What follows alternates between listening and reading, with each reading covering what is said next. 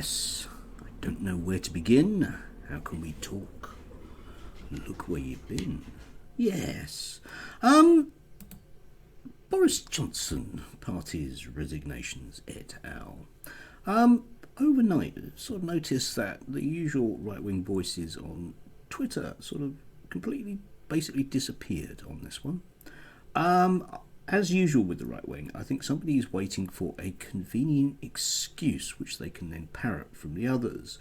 But if you go through people's kind of Twittery accounts, Nigel Farage is very concerned with Australia and tennis players, because obviously that's a burning issue for the average person in the street. And Darren Grimes does mention parties, but he says, wouldn't it be nice to have lots of parties? I'd like to have some parties. Sorry, with the Geordie accent, obviously. Parties. What do we get? Mark Dolan, who is very concerned about vaccines and your personal freedom around them. Patrick Christie's, who's very concerned with law and order and your personal freedoms around that. And then there's Sophie from Durham, who's very concerned with Twitter, apparently.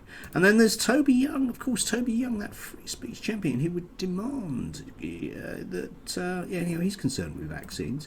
And there's the whole of the Spike crew, who are very concerned about trans issues. Yeah, so, maybe, I don't know, you can even go to sort of GB News. So, if we look at a selection of the stories recently from GB News, well, one of them, amongst about, I don't know how many it is, like 20 odd videos they put up, actually does mention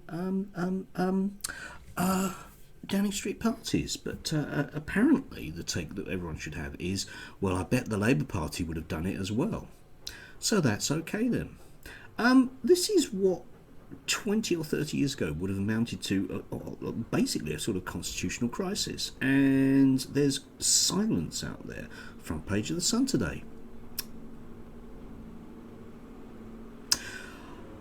I personally think that anyone that went to any of those parties during that first lockdown should simply resign. There you go. It's a simple matter, and I think the opposition parties should have the metaphorical genitalia to actually say, well, we'll bring Parliament to a halt until that actually happens. It's patently obvious the ministerial code was broken. It's patently obvious that Boris Johnson has to go. And yet, someone will find a reason why he shouldn't. I blame the teaching unions, personally. Yeah.